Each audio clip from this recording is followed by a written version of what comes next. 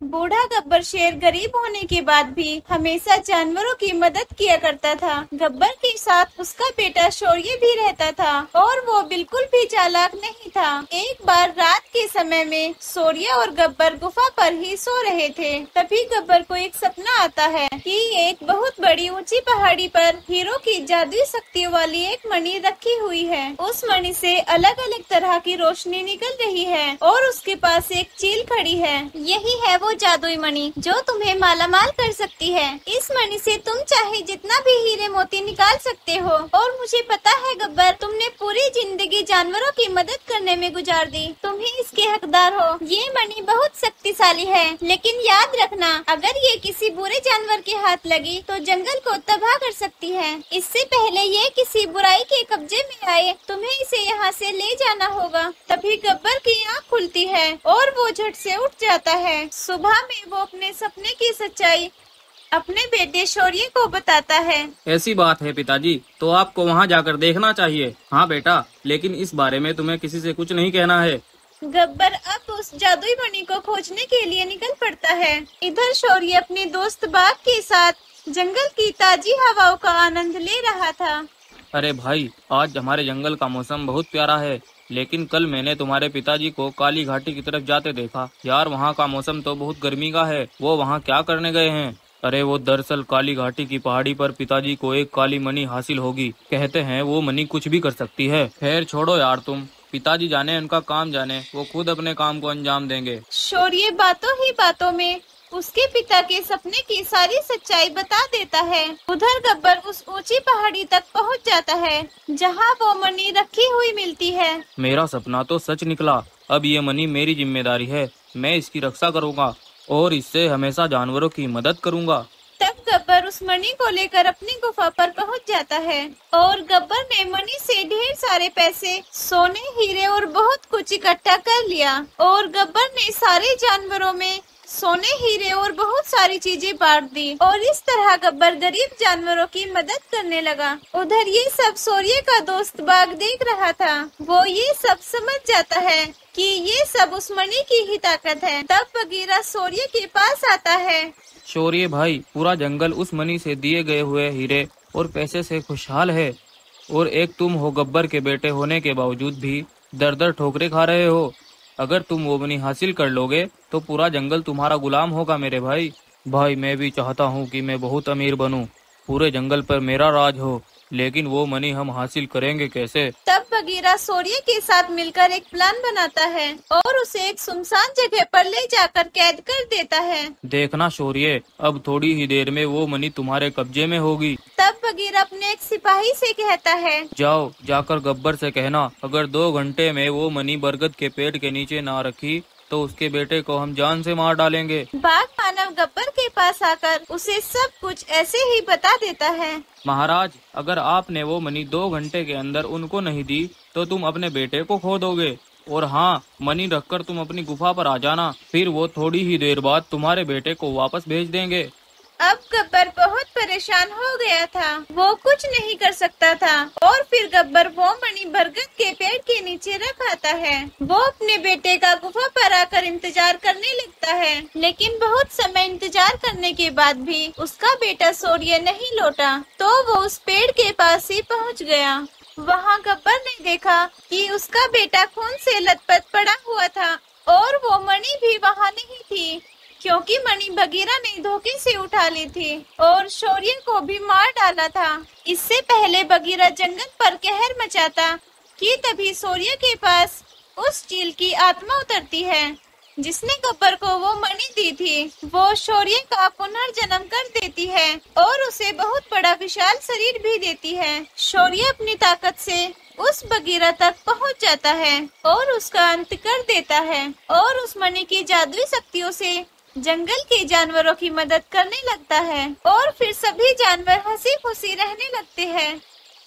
एक जंगल का राजा एक डायनासोर था। वह बहुत ही ताकतवर था, लेकिन ताकतवर होने के साथ साथ वह एक बहुत ही अच्छा राजा था। वह कभी भी किसी भी जानवर को परेशान नहीं करता था। ऐसे ही समय बीतता गया और डायनासोर अब बूढ़ा हो चला था और वह ठीक से शिकार भी नहीं कर पाता था। जंगल का एक अच्छा राजा होने के कारण जंगल के सभी जानवर स्वयं ही उसके लिए खाना पहुंचाते थे। जैसे तैसे उस डायनासोर का जीवन चल रहा था। एक दिन उस जंगल में एक कालिया डायनासोर आ जाता है और बहुत जोर जोर से जंगल में दहाड़ने लगता है। उसकी दहाड़ से पूरा जंगल गूंज उठता है। जंगल के सभी जानवर डर के मारे कांपने लगते हैं। अरे ये किसकी आवाज थी? कहीं महाराज डायनासोर को कोई दुखी तो नहीं कर रहा है? अरे नहीं नहीं, हमारे महाराज में इतना दम कहाँ जो इतनी जोर से दहाड़ सके। लगता है जंगल में कोई और डायनासोर आ गया है। तभी वहाँ एक लोमड़ी दौड़ती हुई आती है। अरे सुनो दोस्तों, गजब हो गया, हमारे जंगल में एक बहुत बड़ा डायनासोर आ गया है। वह बहुत ही ज्यादा ताकतवर है। तुम लोगों ने जो अभी दहाड़ सुनी वो उसी डायनासोर की दहाड़ थी। उस डायनासोर ने हम सभी जानवर को अभी मिलने के लिए बुलाया है। फिर सभी जानवर डायनासोर के पास जाते हैं। अरे सुनो सभी जानवर, आज से जंगल पर मेरा राज होगा। अगर कोई भी मेरे आदेश के खिलाफ गया तो समझो वे इस दुनिया से ही गया।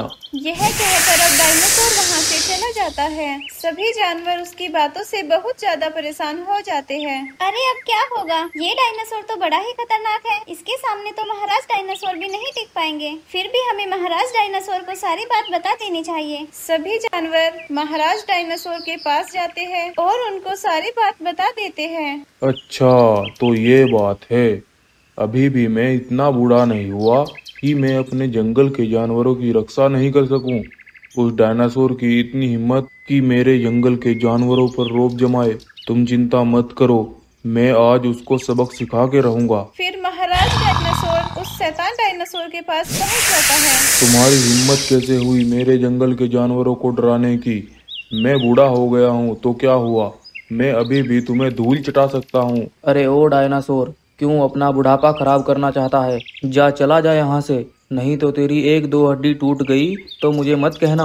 वो तो बाद में देखा जाएगा कि किसकी हड्डियाँ टूटती है और किसकी हड्डियाँ बचती है। ऐसा बोलकर दोनों डायनासोर में भयंकर लड़ाई हो जाती है। महाराज डायनासोर कुछ देर तो उसका सामना करता है, पर बुढ़ापे की वजह से वह जल्दी ही थक जाता है और वह शैतान डायनासोर महाराज डायनासोर को काफी घायल कर देता है। क्यों रे डायनासोर, मैंने तुझे कहा था ना, तुम्हारे बस की बात नहीं है। अब जाओ, जाकर अपनी गुफा में अपने मरने का इंतजार करो। महाराज डायनासोर जैसे ही अपनी गुफा पर पहुंचता है तो सभी जानवर महाराज की ऐसी हालत देखकर बहुत दुखी होते हैं। अरे ये क्या हुआ? महाराज तो बहुत घायल हो गए हैं। अब हमें उस शैतान डायनासोर से कौन बचाएगा? तभी एक सांड बोलता है। दोस्तों, मेरे पास एक आइडिया है, शायद वो काम कर जाए। क्या आइडिया है भाई, जल्दी से बताओ। फिर वह सांड सबको अपना आइडिया बता देता है। उस आइडिया के अनुसार लोमड़ी उस शैतान डायनासोर के पास पहुंचती है। महाराज आप तो बहुत ही ज्यादा ताकतवर है। आपने उस बूढ़े डायनासोर को अच्छा सबक सिखाया है। कब से वो हमारे टुकड़ों पर पल रहा था। महाराज मैं तो आपको ही अपना राजा मानती हूँ, लेकिन महाराज इस जंगल में एक बहुत बड़ा सांड रहता है। वह बहुत ही ज्यादा ताकतवर है। आपके लिए वही एकमात्र खतरा हो सकता है। अच्छा तो ऐसी बात है, कहाँ रहता है वे सांड? चलो मुझे उसके पास ले चलो, मैं अभी उसे जान से मार दूंगा। महाराज वह सांड जंगल के पश्चिम दिशा में एक बड़ी सी गुफा में रहता है। मैं आपको वहां पहुंचा दूंगी। चलो तुम मुझे उसके पास लेकर चलो, बताओ वो कहाँ रहता है। फिर वह शैतान डायनासोर और लोमड़ी उस गुफा के सामने पहुंच जाते हैं। महाराज यही है वह गुफा। वह सांड इस गुफा के अंदर ही रहता है। आप अंदर जाकर उसे खत्म कर दीजिए, मैं यहीं बाहर रुकती हूँ। फिर वह डायनासोर गुफा के अंदर चला जाता है। जैसे ही वह डायनासोर गुफा के अंदर घुसता है तो गुफा के पीछे छिपा एक हाथी एक बड़े से पत्थर से गुफा को बंद कर देता है और वह शैतान डायनासोर गुफा के अंदर फंस जाता है और काफी दिन भूखा रहने के कारण तड़प तड़प के वहीं पर मर जाता है। इस तरह जंगल के सभी जानवर अपनी चतुराई से बच जाते हैं।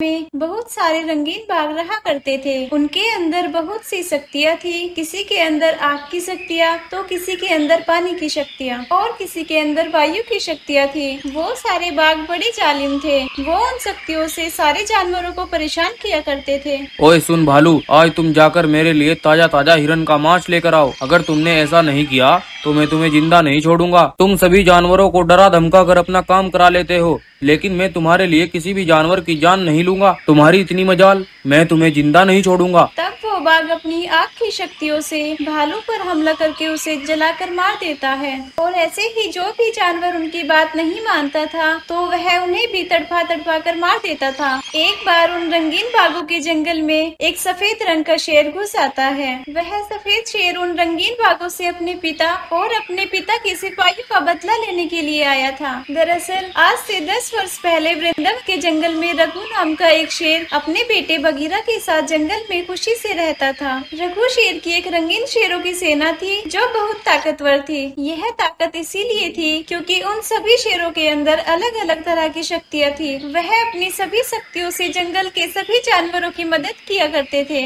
एक बार एक हरे रंग का शेर दूसरे जंगल में टहलने के लिए जाता है। उस जंगल में बहुत ज्यादा गर्मी थी। तभी हरे रंग का शेर अब जंगल में उस भालू के पास आता है और कहता है, अरे सुनो सुनो शेर भाई, इस गर्मी की वजह से इस जंगल के नदी तालाब सूख गए हैं। अब मेरे बच्चे पानी के कारण तड़प रहे हैं। अब तुम ही बताओ मैं क्या करूं और कहां से पानी लाऊं? तुम चिंता मत करो भालू, मैं अभी पानी का बंदोबस्त करता हूं। तभी हरे का शेर अपनी पानी की शक्तियों से एक तालाब पानी से भर देता है। ये देख भालू बहुत खुश होता है, लेकिन उसे ऐसा करता देख एक रंगीन बाघ देख लेता है और वह हरे के शेर का उसके जंगल तक पीछा करता है। सभी शेरों को देखकर बाघ बोलता है, अच्छा तो ये है जादुई शेर। मुझे लगता है ये सभी शेरों का राजा है। सभी रंगीन शेर इस जादुई शेर के गुलाम है। मुझे ये बात बंटी महाराज को बतानी होगी। तब वह बाघ अपने जंगल पहुंचता है और अपने महाराज से कहता है, सुनो सुनो महाराज, मैंने जंगल में कुछ जादुई रंगीन शेर देखे हैं। उनके अंदर बहुत सी शक्तियाँ हैं। अगर हम उनसे उनकी शक्तियाँ छीन ले तो हम बहुत शक्तिशाली हो जाएंगे।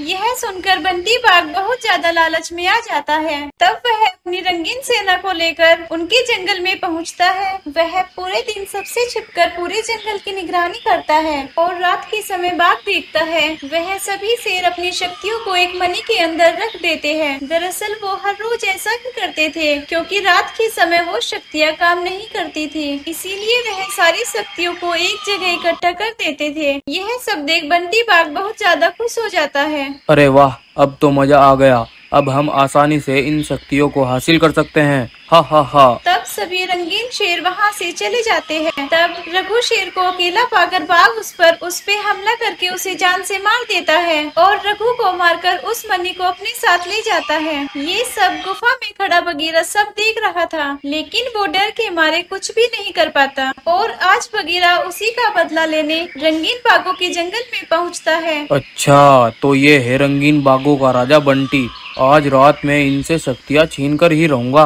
बगीरा और जंगल में रहने वाले सभी जानवरों से एक खुफिया जगह पर मिलता है और कहता है, सुनो भाइयों, मैं जानता हूँ तुम उन रंगीन बाघों से बहुत परेशान हो, लेकिन मैं तुम्हें उनसे मुक्ति दिला सकता हूँ। आज रात को तुम सभी को उन रंगीन शेरों को अपने घर पर दावत पर बुलाना होगा। तब गाय बंटी बाघ के पास जाती है और कहती है, अरे सुनो सुनो बंटी बाघ, आज रात आप सभी रंगीन बाघों की दावत हमारे घर पर है। हमने तुम्हारी दावत के लिए ताजे मांस का बंदोबस्त कर रखा है, सब आ जाना। ये हुई ना बात। अगर तुम रोज ऐसे ही दावत का इंतजाम करोगे तो हम तुम्हें कोई नुकसान नहीं पहुँचाएंगे। तब सभी रंगीन बाघ उन सभी शक्तियों को मनी के अंदर इकट्ठा करके जानवर के पास गाय की दावत में शामिल होते हैं और मजे से दावत का आनंद लेते हैं। उधर बगीरा बाघ की गुफा पर जाकर अपनी मनी को हासिल कर लेता है और सुबह होने पर उस मनी की शक्तियों से बगीरा सभी रंगीन बाघों को एक पिंजरे में हमेशा हमेशा के लिए बंद कर देता है। सभी जानवर उनसे छुटकारा पाकर बहुत खुश होते हैं